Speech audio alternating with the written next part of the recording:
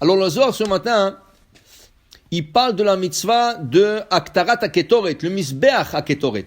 Quand on a fabriqué les ustensiles pour le Beth HaMikdash, dans Parashat Tetzavé, et Parashat Trouma d'abord. Dans Parashat Trouma, on nous parle de l'Arche Sainte, on nous parle du candelabre, on nous parle de la table en or, le Mizbeach, du sacrifice. Vient Parashat Tetzavé, et on nous parle des habits de Kohen Gadol.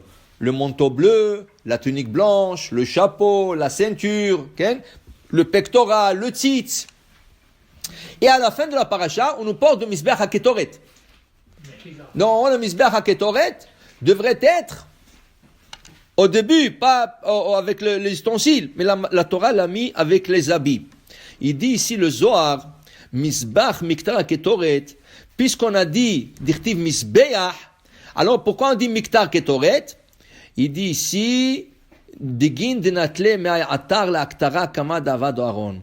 Il dit parce que là-bas, on fait la Ketoret qu'on faisait à Aaron, qu'il a sanctifié la Ketoret. Cet hôtel-là, cet petit hôtel en or, il était fait que pour la Ketoret. Où il s'est trouvé? Il s'est trouvé dans le Echal. Qu'est-ce que c'est le Echal? Le Echal, c'était la bâtisse. Il y avait la cour. Dans la cour, il y avait le Mizbeach sur lequel on faisait le sacrifice. Ensuite, il y avait une petite bâtisse qu'on appelait le Echal. Tu rentres à l'intérieur de la bâtisse. La première partie, c'est à droite, tu as le Shulchan, tu as la table. À gauche, tu as le candelabre. Entre les deux, tu as le Mizbeach Hazav.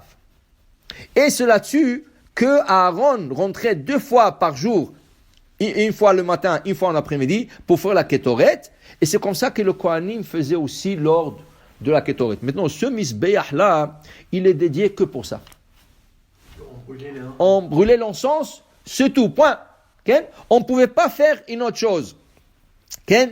Et c'était destiné que à ça. Okay? Et il dit ici, il dit, personne peut faire du mal à quelqu'un qui lit la Ketoret. Alors, le Zohar, il ramène une histoire. Il y avait une fois une épidémie. Il y avait Rabbi Abou, il est arrivé dans la ville, il a dit, qu'est-ce qu'il y a? Il dit, il y a une épidémie. Il dit, ouais. Alors il a tout de suite pris 39 personnes avec lui. Il a pris 10, il leur a mis dans le coin de la ville, l'autre 10, l'autre coin, ça veut dire au nord, sud, est, ouest. Il leur a dit, en même temps, nous allons lire la Ketoret. Dès qu'ils ont fini de lire tous les 4 coins, la Ketoret s'est arrêtée. L'importance de la Ketoret était l'arrêt des épidémies. En Israël, il y avait aussi une histoire comme ça. Il y avait un Gezerah, le kabbaliste, il y avait Rabbi Tzrak Kadouri. C'était un des plus grands kabbalistes de notre génération, Alav Shalom Niftar, mais c'était un des plus grands. Il a vu qu'il y avait un Gezerah, ils ont pris un hélicoptère. Hélicoptère avec des rabbins, Ravadia Yosef, Rabbi Tzrak Kadouri, ils ont pris Rabbi David Batzri, tout ça. Ils sont montés en hélicoptère et ils ont fait tourner autour d'Israël avec l'hélicoptère, et à chaque coin, là où par exemple ils se sont arrêtés, ils ont tourné au rang sur un coin, ils faisaient la Ketoret.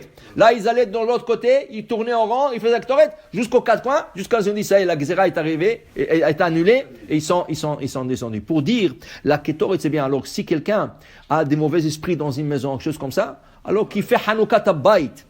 Et dans Hanoukat Abayit, il n'a pas besoin de prendre 40 personnes. Il prend 4 personnes, ça veut dire avec lui 4 personnes, chacun dans le coin de la maison le plus éloigné, et chacun en même temps, ils vont lire la Ketoret, et ceci enlève toutes les mauvaises choses de la maison, mauvais esprits, mauvaises vibrations, mauvaise énergie, tout ça. La Ketoret est là, ce pouvoir.